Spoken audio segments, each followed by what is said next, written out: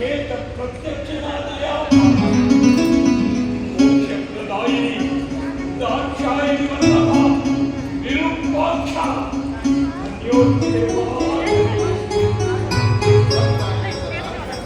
ನಿನ್ನ ತಪಸ್ಸಿಗೆ ಮೆಚ್ಚಿ ನಿನ್ನ ಮನದಿಚ್ಛೆಯನ್ನು ಪೂರೈಸಲು ಬಂದಿದ್ದೇನೆ. ನಿನ್ನ ಮನದ ನಿನಗೇನು ಬೇಕು ಕೇಳು. ಅನುಗ್ರಹಿಸುವೆನೆಂದು ಅಭಯವಿದ್ದರೆ ಮಾತ್ರ ನನ್ನ ಅಭಿಲಾಷೆಯನ್ನ ಅರುಹಬಲ್ಲೆ. ಸಂಶಯವೇಕೆ ಲಂಕೇಶ್ವರ? ಈ ಸಾಂಬ ಶಿವನ ಸಮಕ್ಷಮದಲ್ಲಿ ಬೇಕಾದ್ದನ್ನು ಬೇಡು. ಭಕ್ತ ಕಿಂಕರನಾದ ಶಂಕರ ಅಭಿಲಾಷೆಯನ್ನು ಪೂರೈಸಬಲ್ಲ ಮುಕ್ತಹಸ್ತ. ಅನುಮಾನ ಆಲಸ್ಯಷ್ಟೇ ವಿಷಕಾರಿಯಾಗದು. ಅಂತರಂಗದ ಇಚ್ಛೆಯನ್ನು ನೀಡಿದ್ದು ಅಂಜದೆ ಬಿಚ್ಚು ಹೃದಯದಿಂದ ಕೇಳಿತು. ಸಂಕೋಚ ಬೇಕೆ? ಅಂಬಿಕೆಯೇ, ಅಪನಂಬಿಕೆ, ಅನುಮಾನ, ಸಂಶಯ, ಸಂಕೋಚ ಇವೆಲ್ಲ ಸಮಸ್ತ ಲೋಕ ವಿಖ್ಯಾತ ಈ ಧೀಮಂತ ಸಾಮ್ರಾಟನಿಗಲ್ಲ. ಅದೇನಿದ್ದರೂ ದೇಹಿ ದೇಹಿ ಎನ್ನುವ ಸರ್ವ ಸಂಘ ಪರಿತ್ಯಾಗಿಗಳಾದ ಸಾಧು ಸಂತರಿಗೆ ಅಭಯ ಕೊಟ್ಟ ಮೇಲೆ ಉಭಯ ಸಂಕಟವೇಕೆ ದಶಕಂಠ? ಹೌದೌದು ಪ್ರಕೇಶಿ. ಅಗಜೇಶನ ಅಭಯ ಈ ಲಂಕೇಶನ ಸಂಕಲ್ಪ ಸಿದ್ಧಿಯ ಶುಭೋದಯ.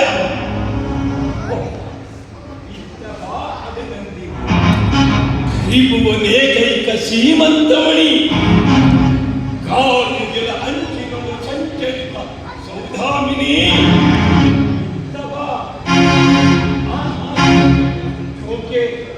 ಜ್ಯೋತಿದೇವಿ ಕೈಲಾಸದಲ್ಲಿ ಅರಳಿದ ಅಲಂನ ನಡನುಡಿಯ ಮೇಲೆ ಮೆಲ್ಲ ಮೆಲ್ಲನೆ ನಡೆಯುತ್ತಿದ್ದ ಈ ನಿನ್ನ ತೆಳ್ಳನೆಯ ಕಾಲುಗಳು ಈ ಕಾಡು ಕಗ್ಗಲ್ಲ ಮುಳ್ಳನ್ನು ತುಳಿಯುವಂತಾಯಿತೆ. ತ್ರಿಪುರ ಸುಂದರಿ, ನನ್ನ ಅಂತರಂಗದ ವೇದಿಕೆಯನ್ನೇರಿ ನರ್ತಿಸುವ ನಾಟ್ಯಮಯೂರಿ, ಸೃಷ್ಟಿಕರ್ತನ ಅಪ್ರತಿಮ ಪ್ರತಿಭಾಪೂಸೆಯನ್ನು ಉದ್ಭವಿಸಿದ ಮದಾಲಸೆ. ಅದೇ ಮುಖ್ಯವಾದರೂ ನಿನ್ನನ್ನು ಆನಂದದಿಂದ ಆಲಂಗಿಸಬೇಕೆಂಬ ತುಂಬ ಅಭಿಲಾಷೆ. ಬೇಕಾದ ವರವನ್ನ ಬೇಡಿದ ಮೃಡ ತ್ರೈಲೋಕ ಸೌಂದರ್ಯ ಖಲಿ ಈ ಆರ್ಯಾಯಿನಿಯನ್ನು ನನ್ನ ಅರ್ಧಾಂಗಿನಿಯನ್ನಾಗಿ ಈ ಅಖಿಲಾಕ ಸಂಭೂತೆಯೇ ಈ ಲಂಕೇಶನ ಅಂಗಪೀಠವನ್ನೇರಿ ಅಸಂಖ್ಯಾತ ಹಸಿರು ಕೋಟಿಯ ಆರಾಧ್ಯ ಅಧಿದೇವತೆಯಾಗಲಿ. ಬೇಡಿದನ್ನ ಕೊಡುಗೆಯಿಂದ ನೀಡುವ ಕಾಮಧೇನು ಕಲ್ಪವೃಕ್ಷವಾಗಿರುವೆ. ಈ ರಾವಣನ ಭಾವಿ ಭವಿಷ್ಯದ ಭಾಗ್ಯಲಕ್ಷ್ಮಿಯಾಗಲು ಜ್ಞಾನವೇಂದ್ರ, ಅದಾವುದೋ ಮಾಯಮುಕ್ತಿ ನಿನ್ನನ್ನು ಚಿತ್ತ ವಿಕಲನಾಗಿ ಮಾಡಿದೆ. ಜಗಜ್ಜಾಣನಾದರೂ ಜಾರುತ್ತಿರುವೆ. ಜನ್ಮದಲ್ಲಿ ಶರಣನಾಗಿ ಕರ್ಮದಲ್ಲಿ ಭೀಷಣನಾಗಿರುವೆ. ನಿಷ್ಠೆಯಿಂದ ಗಳಿಸಿಟ್ಟ ಭಕ್ತಿ ಶಕ್ತಿಯನ್ನು ನಷ್ಟಗೊಳಿಸುತ್ತಿರುವೆ. ಅಗ್ನನಂತೆ ಅನರ್ಥವನ್ನು ಆಹ್ವಾನಿಸುತ್ತಿರುವೆ. ಮಮತೆ ಮಾತೆಯ ಮನದ ಇಷ್ಟವನ್ನು ಈಡೇರಿಸಲಿಷ್ಟಪಡದೆ ವಚನ ಭ್ರಷ್ಟನಾಗಿ ಕೈ ಬೀಸಿ ಕರೆಯುತ್ತಿರುವೆ. ಪಾರ್ವತಿಯನ್ನು ಬೇಡಿ ಪಾವನರಹಿತನಾಗದೆ ಮೋಕ್ಷಾರ್ಹವಾದ ವರವನ್ನು ಹರನಿಂದ ಬೇಡಿ ಶರಣರ ಗಣ್ಯನಾಗಿ ದಾನಕುಲದ ಧನ್ಯನಾಗಿ ವೃಥಾ ವಾದ ವಿವಾದ ವಿನೋದದ ವ್ಯರ್ಥಾಲಾಪನೆ ಏಕೆ ಅಂಬಿಕೆ? ಸುಮ್ಮನೆ ಈ ಹೆಮ್ಮೆಯ ಹಮ್ಮೀರ ರಾವಣ ಬ್ರಹ್ಮನನ್ನು ಬೆಮ್ಮನೆ ಹಿಂಬಾಲಿಸುವ ಲಂಕೇಶ್ವರ ಅಂಕೆ ಮೀರುತ್ತಿರುವೆ. ಅಂಬೆ, ಜಗದಾಂಬೆ, ಕಡು ಬಡವನಾದ ಈ ಬರಡು ಬೈರಾಗಿ ಮೃಡನನ್ನೇಕೆ ಎಡಬಿಡದೆ ಅವನೊಡಗೂಡಿ ವಾಸ ಮಾಡಲು ಇಚ್ಛೆ ಪಡುತ್ತಿರುವೆ? ಒಮ್ಮೆ ನಿನ್ನ ವಿಸ್ಫೋರಿತ ಕಂಗಳಿಂದ ಈ ವಿಶ್ವವಿಖ್ಯಾತ ವೀರ ಪುಂಗವನನ್ನು ನೋಡಿದರೆ ಅಖಂಡ ಬ್ರಹ್ಮಾಂಡ ಒಡೆತನದ ಪರಮಪಟ್ಟದ ನವರತ್ನ ಖಚಿತ ಮುಕುಟ ಧರಿಸಿದ ಈ ದಶಕಂಠನೆದುರು ನಿಲ್ಲಬಲ್ಲವೇ ಈ ನಿನ್ನ ಮನೋ ತ್ರಿಕೂಟಗಿರಿ ಮಾರ್ತಾಂಡ ತ್ರಿಭುವನೇಕೈಕ ಮಹಾಪ್ರಚಂಡ ಈ ಗದಾ ದಂಡದವನಿಗೆ ಸರಿಸಾಟಿಯಾಗಬಲ್ಲವೇ ಈ ನಿನ್ನ ಮುಖಂಡ ಕರಗಳಲ್ಲಿ ಕಪಾಲ ಹಿಡಿದು ಸದಾ ಸ್ಮಶಾನವಾಸಿಯಾಗಿ ಅಲೆಯುವನು ಈ ನಿನ್ನ ನಂಜುಂಡ ದಕ್ಷಿಣೇಶ್ವರ ದಾನವೇಂದ್ರ ದಶಕಂಠನಲ್ಲಿ ಸರ್ಪಭೂಷಣನಾಗಿ ಗಜತೊಗಲನ್ನು ತೊಟ್ಟು ಭೂತ ಪ್ರೇತಗಳ ಮಧ್ಯೆ ದಿಗಂಬರನಾಗಿ ನರ್ತಿಸುವ ಈ ಶಶಾಂಕಧರನಲ್ಲಿ ರಾವಣ ಸಮಸ್ತ ಜಗತ್ತೇ ಆರಾಧಿಸುವ ಆದಿಮಾತೆಯನ್ನು ಅಲಕ್ಷ್ಯದಿಂದ ಅಲ್ಲಗಳೆದು ಅರ್ಧಾಂಗಿಯನ್ನಾಗಿ ಅಪೇಕ್ಷಿಸಿ ಅಕ್ಷಮ್ಯ ಅಪರಾಧಕ್ಕೆ ಹಾಜರನಾಗುತ್ತಿರುವೆ. ಅಲ್ಲಗಳೆಯುತ್ತಿಲ್ಲ ಮಲ್ಲೇಶ. ಈ ಪ್ರತಿವಲ್ಲಭನ ಹೃದಯ ಧರಸಿಯಾಗಿ ಅಷ್ಟೈಸಿರಿಯ ಲಂಕೆಯ ಸ್ವರ್ಣ ಸಿಂಹಾಸನದಲ್ಲಿ ಪಟ್ಟ ಮೈಷಿಯಾಗಲೆಂದು ಇಷ್ಟಪಡುತ್ತಿರುವೆ. ಪರಮೇಶ್ವರಿಯನ್ನೇ ಹೇಳುತ್ತಿರುವೆ. ಹೌದು, ನನ್ನ ಲಂಕೇಶ್ವರಿಯಾಗಲೆಂದು. ನನ್ನನ್ನು ಇಷ್ಟ ದೇವತೆಯನ್ನು ಇಷ್ಟು ಕಾಲ ಪೂಜಿಸಲಿಲ್ಲವೇ? ಅದು ಕಳೆದು ಕಣ್ಮರೆಯಾದ ದಿನಗಳಲ್ಲಿ ಮಾತ್ರ. ನಾನು ಲೋಕಮಾತೆ ಅಲ್ಲವೇ ಲಂಕೇಶ್ವರ? ನೀನು ಲೋಕಮಾತೆ. ನೀನು ಲೋಕಮಾತೆಯಾದರೆ ಈ ಮಹಾದೇವನಿಗೂ ಮಾತೆಯಾಗಲಿಲ್ಲ. ಈಗ ಈ ಮಹಾದೇವನಿಗೆ ಮಹಾದೇವನಿಗೆ ಮಾತೆಯಾಗಿ ಈ ಮಹಿವಲ್ಲಭನ ಮಮತೆಯ ಮಡದಿಯಾಗು ಆಶಾಂಬ ಕನ್ನಡಿಯ ಕನಕರಾಶಿಗಾಗಿ ಕೈ ಚಾಚುತ್ತಿರುವೆ ರಾವಣ. ನಿನ್ನಿಂದ ಭರವಸೆಯ ಬೆಂಬಲ ಪಡೆದದ್ದಾಯಿತು ಭೈರವೇಶ. ಕಾಲಾಗ್ನಿ ವರ್ಷವನ್ನು ಕರವಸ್ತ್ರ ಕಟ್ಟುವ ಪ್ರಯತ್ನ ಬೇಡ ರಾವಣ. ಕ್ಷಣವಾದರೂ ಸಾಧಿಸಿ ಒಂದು ಕ್ಷಣವಾದರೂ ಮೆರೆಯಬಲ್ಲ ಮಹಾದೇವ ಅನರ್ಥವನ್ನು ಆಹ್ವಾನಿಸುತ್ತಿರುವೆ. ಅನುಭವಿಸಲು ಸಿದ್ಧನಿರುವೆ. ಬೇಕಾದರೆ ವೈಕುಂಠ ಪದವಿಯನ್ನು ಬೇಡ. ಬೇಕಾಗಿಲ್ಲ. ಬ್ರಹ್ಮ ಪದವಿ ನನಗಿಚ್ಛೆ ಇಲ್ಲ. ಸ್ವರ್ಗದ ಸ್ವರ್ಣ ಸಿಂಹಾಸನವನ್ನೇರುವ ಅಭಿಲಾಷೆ ಇಲ್ಲವೇ? ಇದೆ. ಆದರೆ ಆ ಸ್ವರ್ಣ ಸಿಂಹಾಸನದಲ್ಲಿ ಈ ಲಂಕೇಶನ ಅಂಗಪೀಠದ ಮೇಲೆ ಈ ಅಪರ್ಣ ಅಲಂಕರಿಸಿದರೆ ಆಗಬಹುದು. ವಚನ ಪ್ರಶ್ನನಾಗುವೆ. ನಿರಾಕರಿಸಿದರೆ ಕಷ್ಟ ಪರಂಪರೆಗೆ ಕರ ನೀಡುತ್ತಿರುವ ಕಾತ್ಯಾಯಿನಿ ಲಂಕೇಶ್ವರ ಆಕ್ರೋಶ ಅಂಕೆ ಮೀರಿ ಅನಿಷ್ಟಕ್ಕೆ ನಾಂದಿ ಹಾಡುವ ಮೊದಲು ಬದುಕಿ ಬಂದ ದಾರಿ ಹಿಡಿದು ಲಂಕೆಗೆ ಹಿಂದಿರುಗು.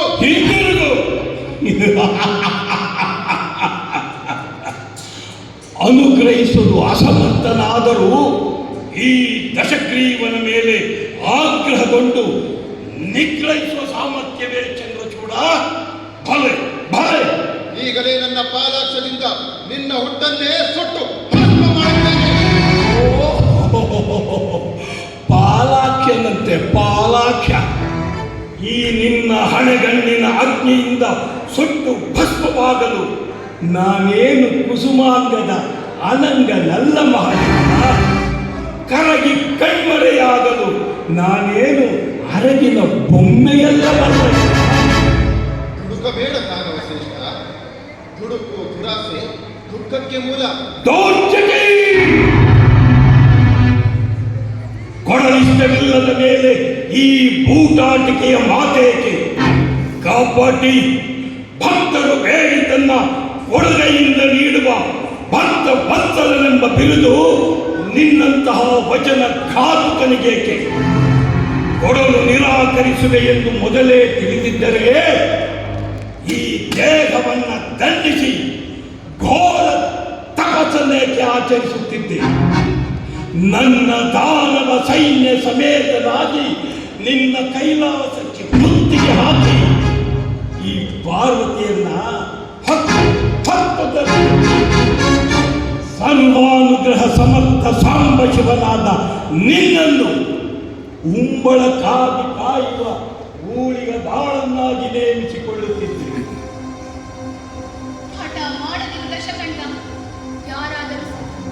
ತಪಸ್ಸಿನ ಫಲವಾಗಿ ಪಾರ್ವತಿಯನ್ನು ಬೇಡವೇ?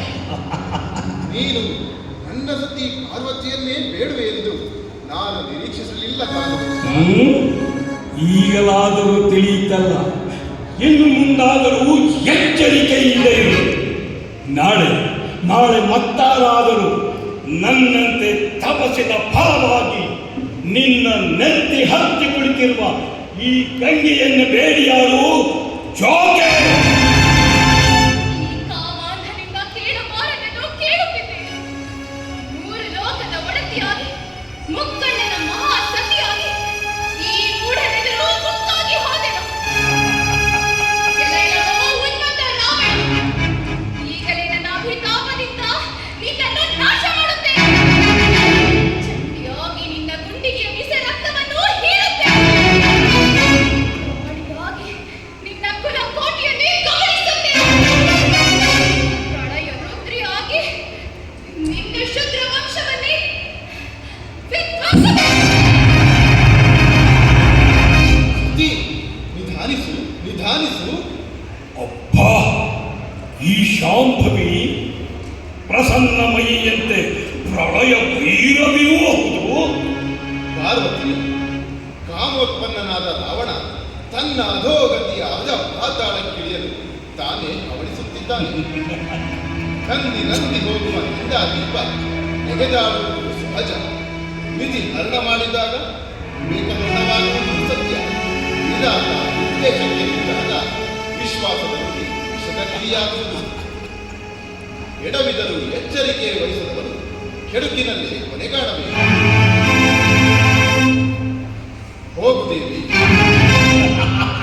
ಇದೋ ರಾವಣ, ನಿನ್ನ ಅಪೇಕ್ಷೆಯಂತೆ ಆರ್ಯಾಣಿಯನ್ನು ನಿನಗೆ ಕೊಡುತ್ತಿದ್ದೇನೆ. ಪರಮೇಶ್ವರನಲ್ಲ, ಲಂಕೇಶ್ವರ ಅಲ್ಲ, ದಕ್ಷಿಣೇಶ್ವರ.